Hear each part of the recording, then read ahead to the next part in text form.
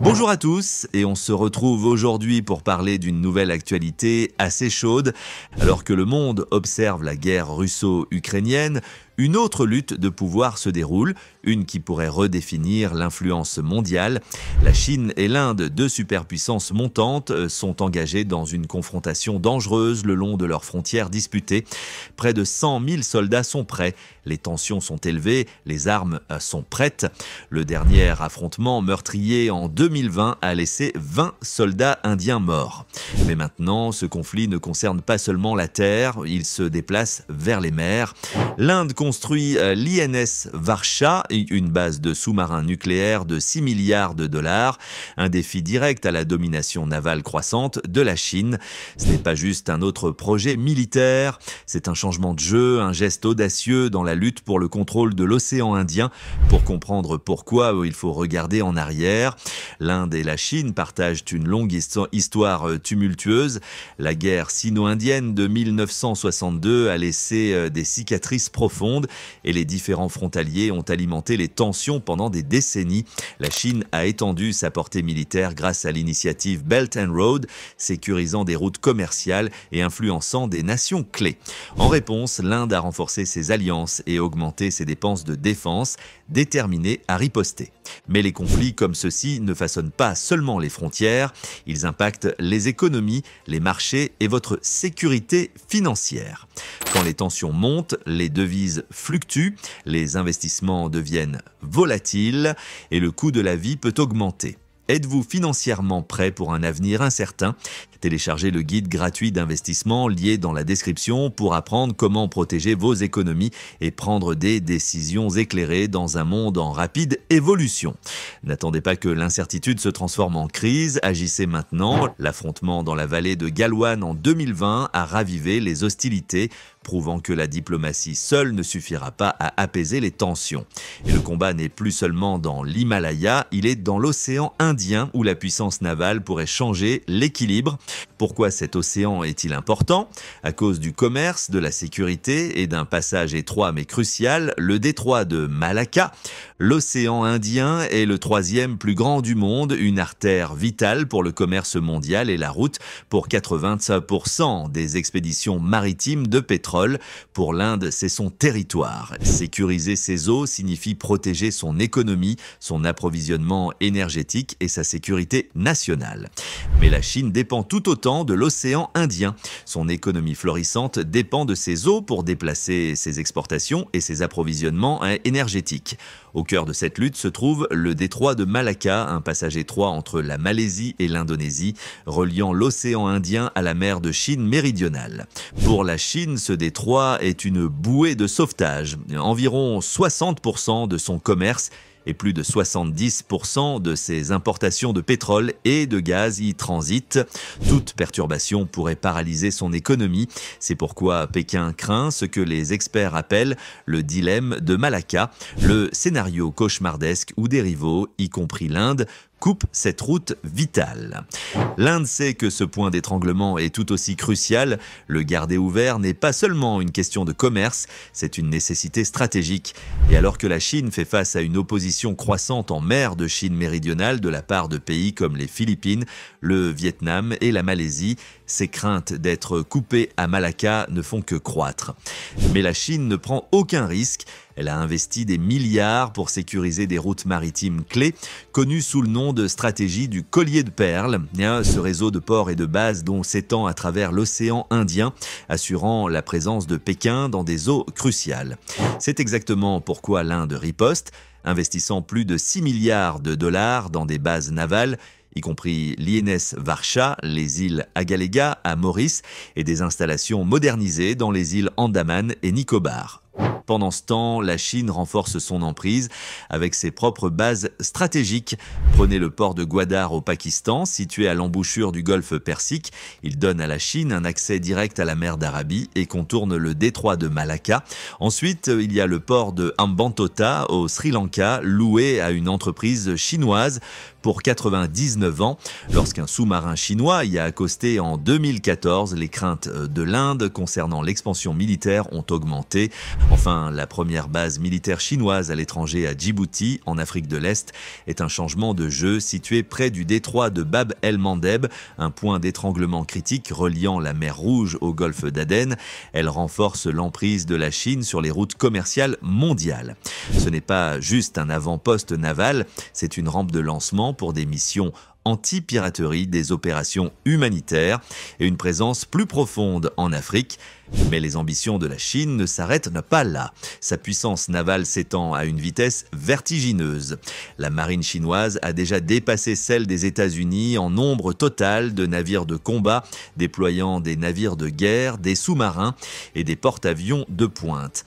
Et avec des technologies avancées de construction navale, de systèmes de missiles et de navigation, la Chine porte sa domination maritime à un niveau supérieur. Pendant ce temps, son arsenal nucléaire est bien en avance sur celui de l'Inde, avec plus de 600 ogives opérationnelles et un plan pour doubler ce nombre d'ici 2030. La Chine est une force majeure dans la dissuasion mondiale.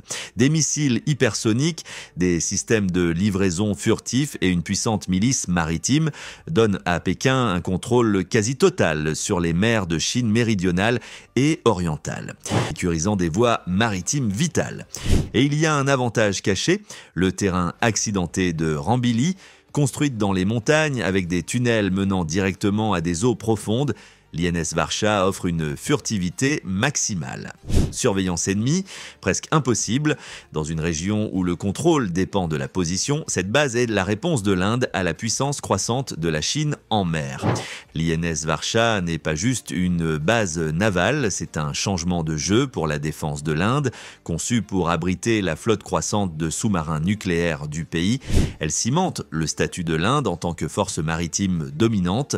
Ces sous-marins ne sont pas seulement des armes, ils sont un moyen de dissuasion vital garantissant la capacité de l'Inde à riposter si elle est provoquée. Et avec la Chine qui étend rapidement sa présence navale, cette dissuasion n'a jamais été aussi cruciale. En effet, les sous-marins d'attaque à propulsion nucléaire donnent à l'Inde un avantage majeur. Ils se déplacent plus rapidement, restent immergés plus longtemps et opèrent avec plus de furtivité que les sous-marins conventionnels. Cela les rend idéaux pour suivre les navires ennemis, escorter les sous-marins lance-missiles et sécuriser des voies maritimes vitales. Dans un affrontement direct, ils peuvent tenir tête à la plupart de la flotte chinoise. Alors pourquoi une base dédiée? Sécurité et préparation. L'INS Varsha protège ses actifs stratégiques, garantissant qu'ils sont toujours prêts pour la mission. L'océan Indien est un champ de bataille clé pour les luttes de pouvoir mondial et l'Inde a besoin d'une forte emprise. En établissant cette base, l'Inde envoie un message clair. Elle est prête à défendre ses intérêts maritimes. Plus que cela, l'INS Varsha renforce la dissuasion nucléaire de l'Inde. Avec des sous-marins capables de lancer des missiles balistiques, toute agression nucléaire déclencherait une réponse dévastatrice. Cette capacité de seconde frappe est essentielle pour maintenir la stabilité et prévenir les conflits. Cependant, la dissuasion ne concerne pas seulement la stratégie nucléaire, elle concerne la projection de puissance. Une base de sous-marins dédiée permet à l'Inde de maintenir une présence sous-marine plus forte, de dissuader les adversaires et de sécuriser des routes commerciales critiques. Étant donné l'affirmation croissante de la Chine, c'est une étape nécessaire. Des voies maritimes sûres signifient un commerce stable et un commerce stable signifie une sécurité économique. Mais il y a plus, la base augmente la flexibilité de l'Inde dans les opérations navales. Des patrouilles plus longues, des déploiements rapides et des missions à enjeux élevés deviennent plus faciles. Avec un centre dédié, des installations de pointe gardent les sous-marins prêts au combat et offrent une formation de classe mondiale aux équipages navals.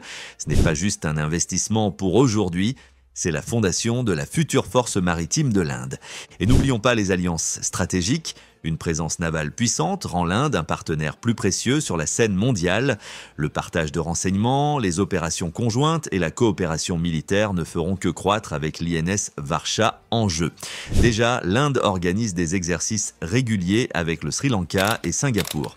Maintenant, avec cette nouvelle base, la collaboration avec des alliés clés est sur le point de s'étendre encore plus.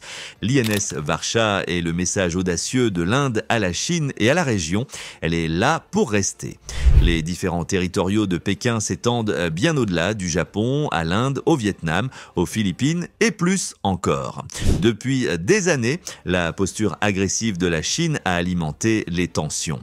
Mais maintenant, avec l'INS Varsha, l'Inde renforce sa puissance maritime et sa sécurité nationale.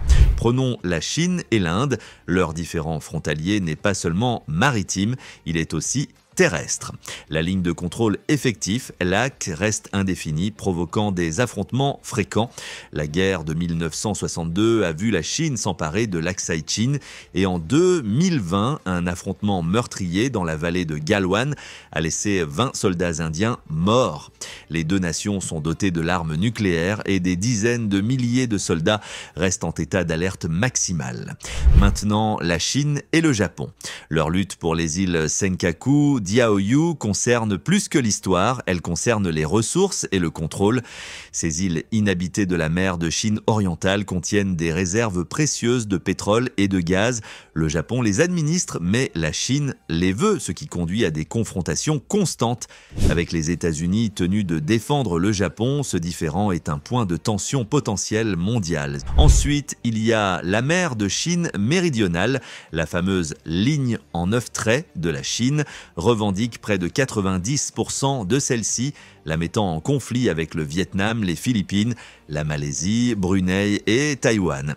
Malgré une décision de 2016 contre les revendications de la Chine, Pékin continue son expansion militaire, construisant des îles artificielles et des bases navales.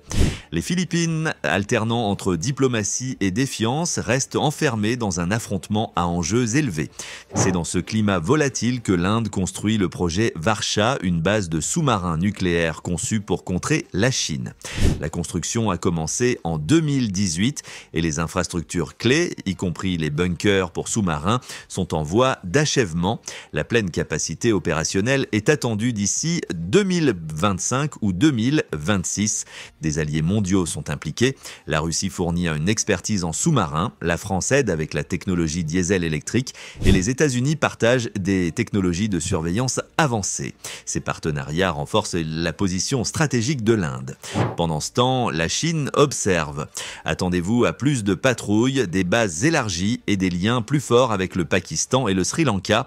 L'échiquier maritime est en train de changer et l'Inde fait son mouvement. Avec cela, l'INS Varsha n'est pas juste une base militaire, c'est un symbole de l'engagement de l'Inde à sécuriser ses frontières maritimes et à contrer l'empreinte croissante de la Chine. Que cela mène à la dissuasion ou à une escalade supplémentaire reste à voir. Une chose est certaine, l'équilibre des pouvoirs dans l'océan Indien est en train de changer et le monde observe de près. Mais à mesure que les tensions mondiales augmentent, les risques pour votre avenir financier augmentent également. L'incertitude géopolitique peut secouer les marchés, perturber les économies et éroder les économies. La question est, êtes-vous prêt? Si vous voulez protéger votre patrimoine dans un monde imprévisible, téléchargez le guide gratuit d'investissement lié dans la description. Ce guide vous aidera à naviguer dans les risques financiers, à prendre des décisions éclairées et à vous assurer que votre argent travaille pour vous, même en temps de crise. Cliquez sur le lien maintenant et prenez le contrôle de votre avenir financier avant qu'il ne soit trop tard. Merci d'avoir regardé cette vidéo et on se retrouve dès demain pour une nouvelle Actus.